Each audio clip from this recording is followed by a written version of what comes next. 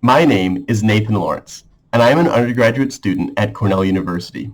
I'm here with you today to explain how incorporating edible insects into our diets can increase the efficiency and sustainability of our food systems. Without further ado, let's begin.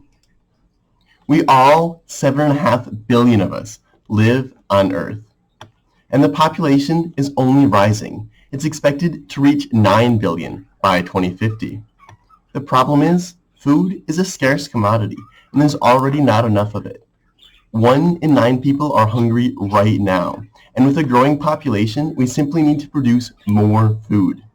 But we also need to do this in a way that doesn't strain our environmental systems more than necessary. My solution is to consume insects as part of this production for more food. Insects are superior to traditional livestock in about every way. First, let's start looking at land. Around 2/3 of our cropland is pasture. And when we look even closer and incorporate the land used to grow crops to feed livestock and the land that livestock is housed on, we can see that 77% of all agricultural land is used for livestock. That only accounts for 17% of the caloric supply and 33% of the protein supply consumed by humans. Livestock can use a disproportionate amount of land. Insects, on the other hand, use far, far less. They are typically grown inside, in controlled environments, controlled warehouses, and they require no pasture and use much less land. This is especially important in places like Brazil, where land is being deforested and rainforests are disappearing, mainly driven by the need for agriculture and land for pasture. Insects also consume far fewer resources like feed and water. They use about 10 times less food and 100 times less water when compared to cattle. It's also important to consider the food that they consume. Cattle need grain to be grown and shipped to them where they can consume it, whereas insects are slightly less picky in what they consume.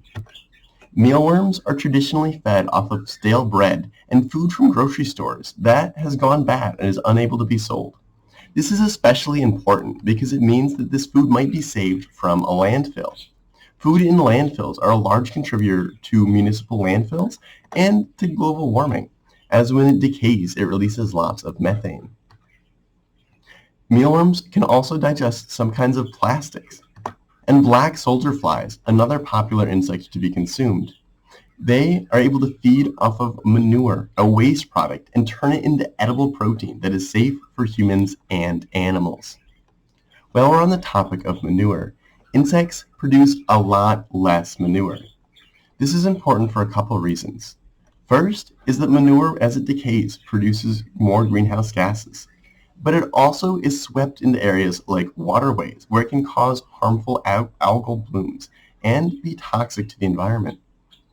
Although the frass or manure that insects do create is still able to be used as a fertilizer. So insects need less food and food that can help be recycled and re-implemented into our food systems, whereas cattle require costly food that has to be grown and processed specifically for them. Insects are by far the better choice when it comes to food production. They also use a lot less water. This is especially important as water is becoming a more scarce resource due to more frequent and severe droughts caused by global warming.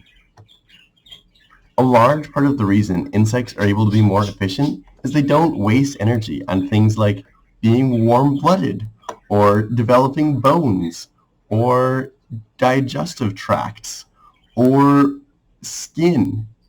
This also means that more of the insect is consumable when you compare it to traditional livestock. Only about 40% of a cow by weight is able to be consumed, where between 80 and 95% of insects is able to be digested. This equates to a lot less waste in the system.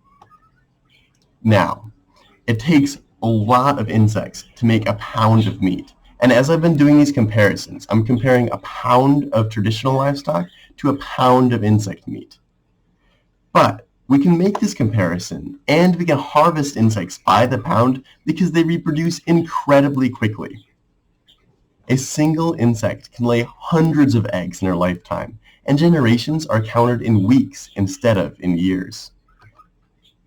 One of the most important advantages insects have is that they produce far fewer greenhouse gases. Agriculture today creates lots of greenhouse gas emissions, and some of this comes from enetric fermentation, or simply cow farts. Insects digest differently, and they produce no greenhouse gases directly in their production. And because of some of the other advantages I've already gone over, overall they have a far lower greenhouse gas emissions profile when compared to traditional livestock. This is incredibly important if we're looking to avoid the most dire effects of global warming. Now, I've ragged on meat a lot, and it seems like the best option might be to go vegetarian. And while this is true, it is simply not feasible from a global standpoint. People really like their meat. And people are getting richer. The world, on average, is getting richer. And while this is unequivocally a good thing, it means that people are purchasing more meat, and the demand for meat is going up.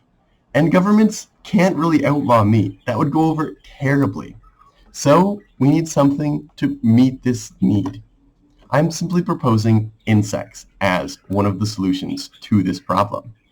Insects are also a healthier option. They have similar levels of protein, but much higher levels of iron, calcium, vitamin B12, omega-3, and other important vital micronutrients. This means that even insect supplements might be able to help with micronutrient deficiencies if consumed in a small amount daily. Insects also have a higher level of protein compared to fat in their meat when you look at them compared to the livestock we consume today. Insects are also the safer option. Their anatomies have little that overlaps with our anatomies, especially when you look at how similar humans are to the things that we already consume. This means that zoonotic diseases, or diseases that make the jump from animals to humans, are far less likely in an agricultural system made up of insects. Things like mad cow disease, swine flu, and coronavirus are less likely to occur in an agricultural system built around insects. Because insects are safe to consume, we already eat many of them in our diets. They're hidden away, ground in things like peanut butter and tomato paste. The FDA allows this because they're not harmful. And in fact, the average adult American eats about 2 pounds of pure insect matter per year. And around most parts of the world, insects are consumed regularly as a part of a diet. Around 60% of cultures do consume insects, typically not as a protein staple, but rather an occasional seasonal treat. Now this may look delicious to you, and this less so, but that's okay. There are tips and tricks that we can use to turn insects into things that you want to eat. One of the most popular is creating insect flour. You can grind whole insects into flour, which can be used in baking, and create products like insect protein bars, or cookies, or brownies. The possibilities are endless. You can even make bug burgers that have the appearance of beef burgers. You can also design insects so they look like they belong on the plate. Some chefs and restaurants have taken to incorporating insect dishes into their menus, and these look and taste delicious.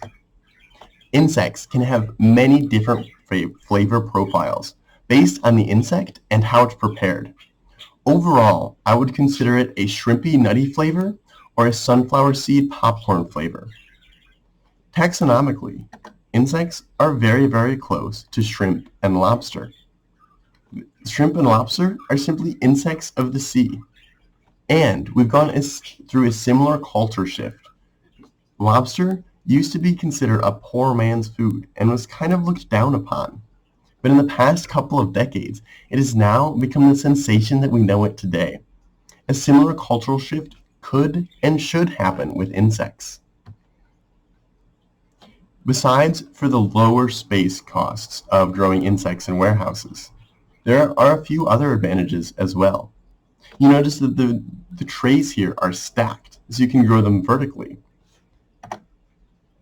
Growing them inside produces less environmental contamination. It also means that there's a higher percentage of things that can be automated. This means lower human costs and overall lower costs in general for producing edible insects.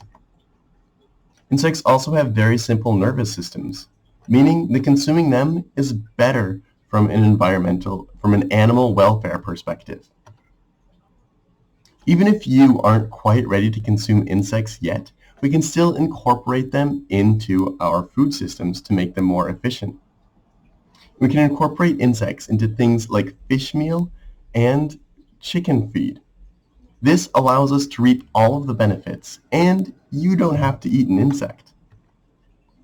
There are also other ways that we can solve the problem of our agricultural need, even our meat need.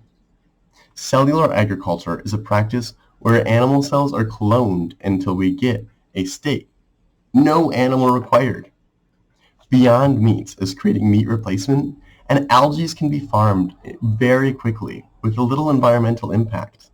We can also see cultural shifts away from meat. All of these should work together with insect protein to create a more sustainable future.